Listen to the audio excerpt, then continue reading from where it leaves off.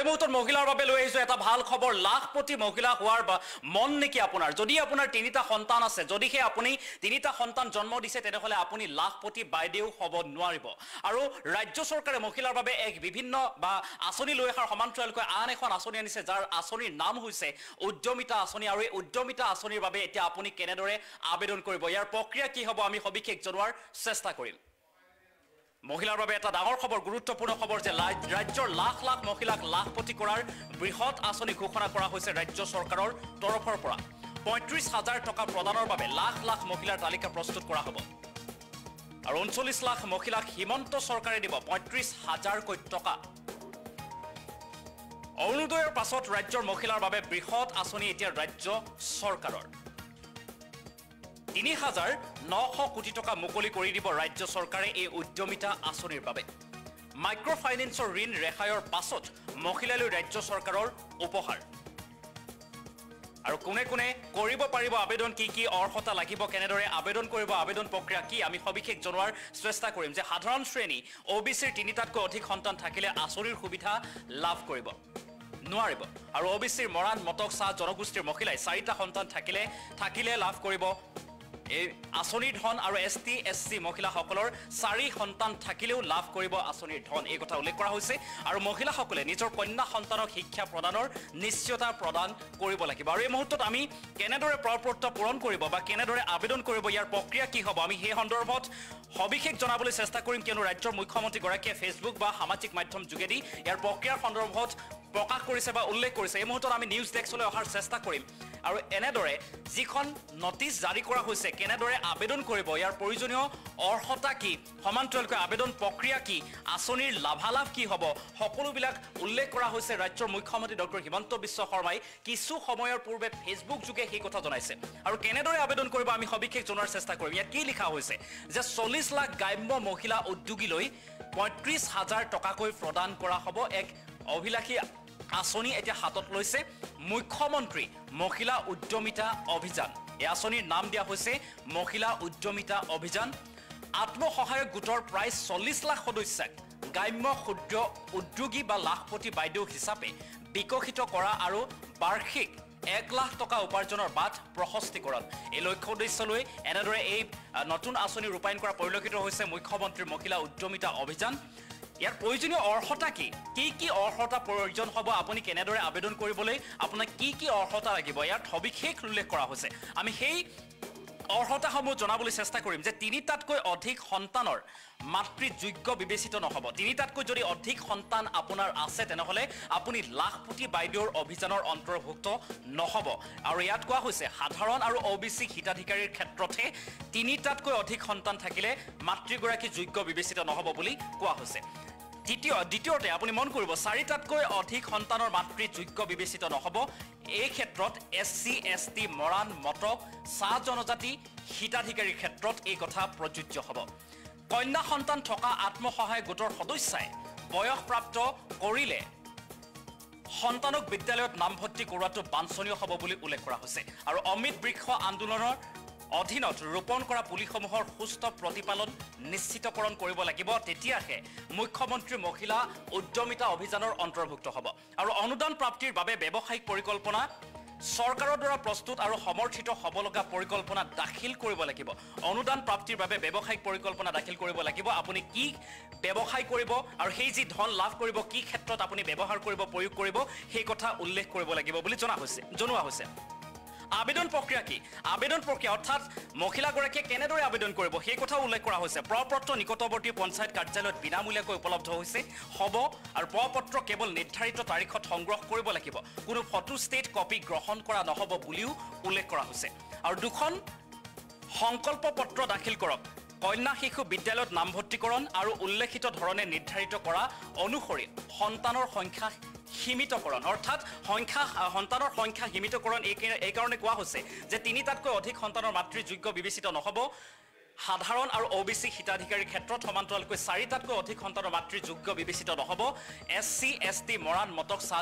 জনজাতিৰ বা জনগোষ্ঠীৰ হিতাধিকাৰীৰ ক্ষেত্ৰত আৰু আঁচনিৰ যি লাভালাভ আঁচনিৰ কি লাভালাভ হ'ব? প্ৰথম বছৰত যোগ্যতাৰ চৰ্ত পূৰণৰ বাবে প্ৰতিগৰাকী সদস্যাক 10,000কৈ টকা প্ৰদান কৰা হ'ব আৰু পৰৱৰ্তী 2 বছৰত চৰকাৰৰ পৰা 12,500 টকা আৰু বেংকৰ পৰা 12,500 টকা মুঠ 25,000 টকা প্ৰদান কৰা হ'ব।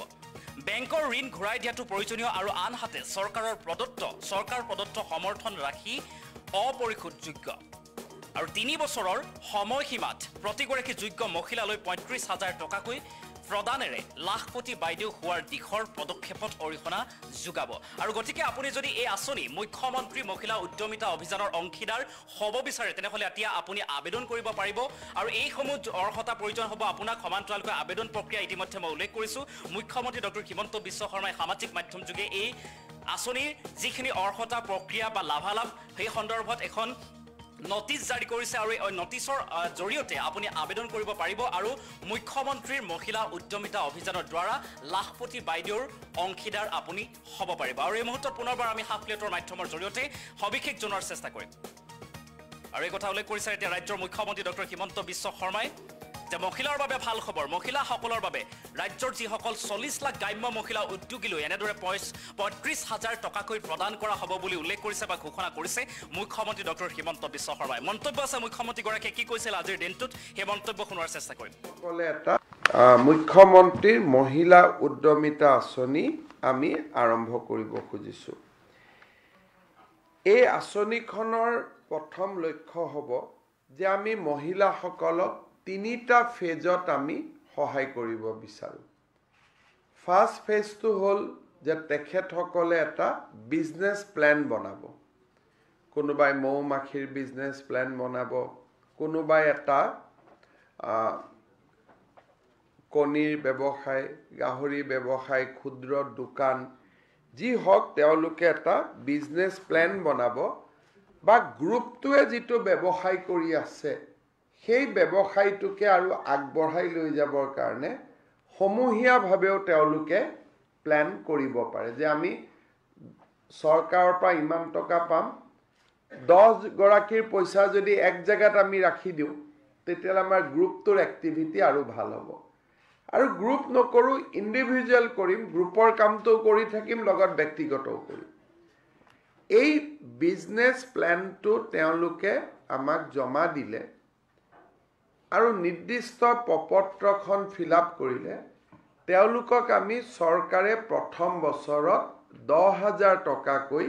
আমি তেওঁলোকৰ বেংক একাউণ্টলৈকে ট্ৰান্সফাৰ কৰিম। অৰ্থাৎ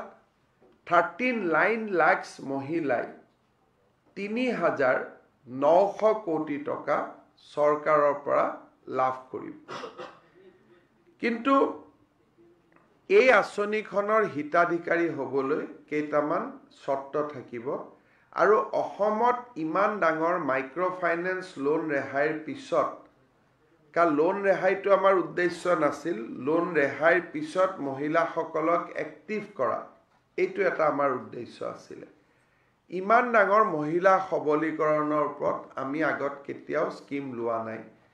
4,000 crores আমি এই আঁচনিখনত খৰচ কৰিম। ইয়াত এই আঁচনিখনত প্ৰথমবাৰৰ বাবে আমি আৰু এটা বস্তু কৰিব খুজিছোঁ যে এই মহিলাগৰাকীয়ে আচলতে ব্যৱসায় কৰিব সময় দিব পাৰিবনে নাই তাকো আমি এছেছ কৰিব খুজিছোঁ, যাতে টকাটো আমাৰ অপব্যয় নহয়। সেইকাৰণে আমি সিদ্ধান্ত লৈছোঁ যে সাধাৰণ জাতিৰ মহিলাৰ বাবে আৰু OBC মহিলাৰ বাবে 3টাতকৈ বেছি সন্তান থাকিব নোৱাৰিব। সাধাৰণতে সৰু পৰিয়াল, সুখী পৰিয়াল আমি 2টা কওঁ, এই ক্ষেত্ৰত আমি 3টা কৈছোঁ। যদি কাৰোবাৰ 4টা বাচ্চা আছে then she will be disqualified from the scheme, অৰ্থাৎ তেওঁ এই আঁচনিখনৰ হিতাধিকাৰী ৰূপে গণ্য নহ'ব। কিন্তু ইয়াত OBC হোৱা স্বত্তেও যিহেতু খুব মাইক্ৰ' কমিউনিটি, মৰাণ, মটক আৰু চাহ জনগোষ্ঠীৰ মহিলাসকলক আমি 4টা সন্তানলৈকে আমি ৰেহাই দিছোঁ। বাকী OBC এণ্ড জেনেৰেল কাষ্ট 3টা, মৰাণ মটক আৰু চাহ জনগোষ্ঠী 4টা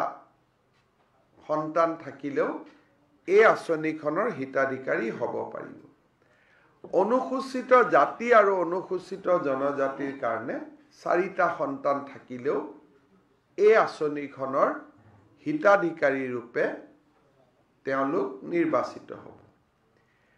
এই আঁচনিখনক অৰ্থনীতিৰ লগতে সামাজিক ন্যায়ৰ এটা ৰূপ দিবৰ কাৰণে আমি এই আঁচনিখনৰ হিতাধিকাৰীসকলৰ পৰা 2টা আমি আণ্ডাৰটেকিং লওঁ যে এটা মোৰ ঘৰত যদি ছোৱালী সন্তান আছে তেওঁ স্কুলত এডমিশ্যন ল'ব লাগিব। ছোৱালীজনীক ঘৰত বহুৱাই থলে নহ'ব। The daughter must go to the school. সেই আমাক যদি 3 বছৰ হৈছে আমাক প্ৰতিশ্ৰুতি দিব লাগিব যে 6 বছৰ হ'লে যাব, আৰু যদি 6 বছৰ হ'ল তেতিয়ালে আঁচনিখনৰ হিতাধিকাৰী হোৱাৰ আগতে বাচ্চাক এডমিশ্যন দিব লাগিব ওচৰৰ স্কুলত বা স্কুলতে হ'ব, অংগনবাদী হওক, স্কুলতে হওক, তেওঁ ফৰ্মেল এডুকেশ্যনৰ লগত জড়িত হ'ব লাগিব। আৰু কাৰোবাৰ যদি বাচ্চা এতিয়া 2টা আৰু 3টাই আছে তেওঁ আৰু 4টালৈ নাযাওঁ বুলি ক'ব লাগিব। যদি অলৰেডি ক্ৰাইটেৰিয়ান মোটামুটি আছেই, যদি মই জেনেৰেল কাষ্টৰ মোৰ অলৰেডি 2টা বাচ্চা আছে এতিয়া 3টালৈকে আৰু মই নাযাওঁ বুলি ক'ব লাগিব, কিন্তু 3টা থাকিলে আঁচনিখন পাব। কিন্তু যদি অলৰেডি মোৰ 2টা হ'ল, মই গৰ্ভৱতীও নহয়, তেতিয়াহ'লে আৰু 3টালৈকে যাব নালাগে। এই এটা আমি পপুলেশ্যন নৰ্মছ এটা আমি প্ৰথম সোমোৱাইছোঁ, আৰু আমি আণ্ডাৰটেকিং এটা ল'ব খুজিছোঁ যে ছোৱালীজনীক আমি স্কুলত দিম। নিয়মতে ল'ৰাকো দিব লাগে স্কুলত, কিন্তু আমি ছোৱালীজনীৰ কথাটো ইনচিষ্ট কৰিছোঁ কাৰণ আমি ধৰি লৈছোঁ যে ইউজুৱেলি ল'ৰাক স্কুলত দিয়েই। এই 2টা হ'ল তেওঁলোকৰ মানদণ্ড, তাৰ বাদে একো মানদণ্ড নালাগে। এখন বিজনেছ প্লেন যিখন আমিয়ে বনাই দিম, তেওঁলোকে খালি চুজ কৰিব, আৰু পপুলেশ্যন নৰ্মছ। এই 2টা ফুলফিল হোৱাৰ লগে লগে তেওঁলোকে প্ৰথম 10,000 টকা চৰকাৰৰ পৰা পাব।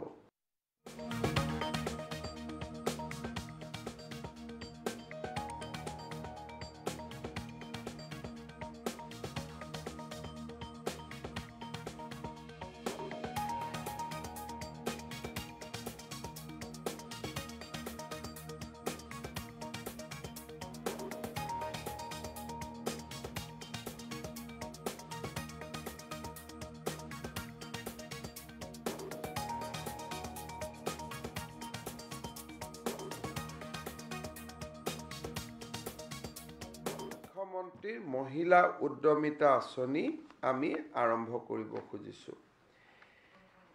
এই আঁচনিখনৰ প্ৰথম লক্ষ্য হ'ব যে আমি মহিলাসকলক 3টা ফেজত আমি সহায় কৰিব বিচাৰোঁ। ফাৰ্ষ্ট ফেজটো হ'ল যে তেখেতসকলে এটা বিজনেছ প্লেন বনাব। কোনোবাই মৌ মাখিৰ বিজনেছ প্লেন বনাব, কোনোবাই এটা কণীৰ ব্যৱসায়, গাহৰি ব্যৱসায়, ক্ষুদ্ৰ দোকান, যি হওক তেওঁলোকে এটা বিজনেছ প্লেন বনাব, বা গ্ৰুপটোৱে যিটো ব্যৱসায় কৰি আছে সেই ব্যৱসায়টোকে আৰু আগবঢ়াই লৈ যাবৰ কাৰণে সমূহীয়াভাৱেও তেওঁলোকে প্লেন কৰিব পাৰে যে আমি চৰকাৰৰ পৰা ইমান টকা পাম, 10 গৰাকীৰ পইচা যদি এক জেগাত আমি ৰাখি দিওঁ তেতিয়াহ'লে আমাৰ গ্ৰুপটোৰ এক্টিভিটি আৰু ভাল হ'ব। আৰু গ্ৰুপ নকৰোঁ, ইণ্ডিভিজুৱেল কৰিম, গ্ৰুপৰ কামটো কৰি থাকিম, লগত ব্যক্তিগতও কৰিম। এই বিজনেছ প্লেনটো তেওঁলোকে আমাক জমা দিলে আৰু নিৰ্দিষ্ট প্ৰপত্ৰখন ফিল আপ কৰিলে তেওঁলোকক আমি চৰকাৰে প্ৰথম বছৰত 10,000 টকাকৈ আমি তেওঁলোকৰ বেংক একাউণ্টলৈকে ট্ৰান্সফাৰ কৰিম। অৰ্থাৎ 39 লাখ মহিলাই 3,900 কোটি টকা চৰকাৰৰ পৰা লাভ কৰিব। কিন্তু এই আঁচনিখনৰ হিতাধিকাৰী হ'বলৈ কেইটামান চৰ্ত থাকিব, আৰু অসমত ইমান ডাঙৰ মাইক্ৰ ফাইনেন্স লোন ৰেহাইৰ পিছত কাৰণ লোন ৰেহাইটো আমাৰ উদ্দেশ্য নাছিল লোন ৰেহাইৰ পিছত মহিলাসকলক এক্টিভ কৰা এইটো এটা আমাৰ উদ্দেশ্য আছিল ইমান ডাঙৰ মহিলা সবলীকৰণৰ ওপৰত আমি আগত কেতিয়াও স্কিম লোৱা নাই 4000 crores আমি এই আঁচনিখনত খৰচ কৰিম ইয়াত এই আঁচনিখনত প্ৰথমবাৰৰ বাবে আমি আৰু এটা বস্তু কৰিব খুজিছোঁ যে এই মহিলাগৰাকীয়ে আচলতে ব্যৱসায় কৰিব সময় দিব পাৰিবনে নাই তাকো আমি এছেছ কৰিব খুজিছোঁ যাতে টকাটো আমাৰ অপব্যয় নহয় সেইকাৰণে আমি সিদ্ধান্ত লৈছোঁ যে সাধাৰণ জাতিৰ মহিলাৰ বাবে আৰু OBC মহিলাৰ বাবে তিনিটাতকৈ বেছি সন্তান থাকিব নোৱাৰিব সাধাৰণতে সৰু পৰিয়াল সুখী পৰিয়াল আমি দুটা কওঁ এই ক্ষেত্ৰত আমি তিনিটা কৈছোঁ যদি কাৰোবাৰ চাৰিটা বাচ্চা আছে then she will be disqualified from the scheme অৰ্থাৎ তেওঁ এই আঁচনিখনৰ হিতাধিকাৰী ৰূপে গণ্য নহব কিন্তু ইয়াত OBC হোৱা সত্ত্বেও যেহেতু খুব মাইক্ৰ কমিউনিটি মৰাণ মটক আৰু চাহ জনগোষ্ঠীৰ মহিলাসকলক আমি চাৰিটা সন্তানলৈকে আমি ৰেহাই দিছোঁ বাকি OBC and জেনাৰেল কাষ্ট তিনিটা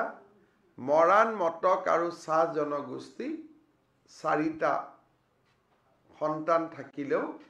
এই আঁচনিখনৰ হিতাধিকাৰী হ'ব পাৰিব অনুসূচিত জাতি আৰু অনুসূচিত জনজাতিৰ কাৰণে চাৰিটা সন্তান থাকিলেও এই আঁচনিখনৰ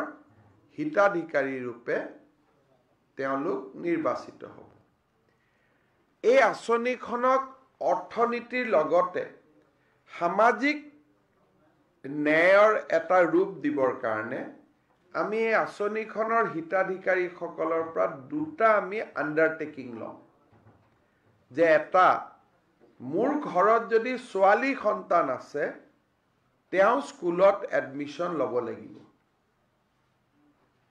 ছোৱালীজনীক ঘৰত বহুৱাই থলে নহ'ব the daughter must go to the school সেই আমাক যদি 3 বছৰ হৈছে আমাক প্ৰতিশ্ৰুতি দিব লাগিব যে 6 বছৰ হলে যাব আৰু যদি 6 বছৰ হল তেতিয়ালে আঁচনিখনৰ হিতাধিকাৰী হোৱাৰ আগতে বাচ্চাক এডমিশ্যন দিব লাগিব ওচৰৰ স্কুলত বা স্কুলতে হ'ব অংগনবাদী হওক স্কুলতে হওক তেওঁ ফৰ্মেল এডুকেশ্যনৰ লগত জড়িত হ'ব লাগিব আৰু কাৰোবাৰ যদি বাচ্চা এতিয়া দুটা আৰু তিনটাই আছে তেওঁ আৰু চাৰিটালৈ নাযাওঁ বুলি ক'ব লাগিব যদি অলৰেডি ক্ৰাইটেৰিয়া মোটামুটি আছেই যদি মই জেনাৰেল কাষ্টৰ মোৰ অলৰেডি দুটা বাচ্চা আছে এতিয়া তিনটালৈকে আৰু মই নাযাওঁ বুলি ক'ব লাগিব কিন্তু তিনটা থাকিলে আঁচনিখন পাব কিন্তু যদি অলৰেডি মোৰ দুটা হ'ল মই গৰ্ভৱতীও নহয় তেতিয়ালে আৰু তিনটালৈকে যাব নালাগে এই এটা আমি পপুলেশ্যন নৰ্মছ এটা আমি প্ৰথম সোমোৱাইছোঁ আৰু আমি আণ্ডাৰটেকিং এটা ল'ব খুজিছোঁ যে ছোৱালীজনীক আমি স্কুলত দিম নিয়মতে ল'ৰাকো দিব লাগে স্কুলত কিন্তু আমি ছোৱালীজনীৰ কথাটো ইনচিষ্ট কৰিছোঁ কাৰণ আমি ধৰি লৈছোঁ যে ইউজুৱেলি ল'ৰাক স্কুলত দিয়ে এই দুটা হ'ল তেওঁলোকৰ মানদণ্ড তাৰ বাদে একো মানদণ্ড নালাগে এখন বিজনেছ প্লেন যিখন আমিয়ে বনাই দিম তেওঁলোকে খালি চুজ কৰিব আৰু পপুলেশ্যন নৰ্মছ এই দুটা ফুলফিল হোৱাৰ লগে লগে তেওঁলোকে প্ৰথম 10,000 টকা চৰকাৰৰ পৰা পাব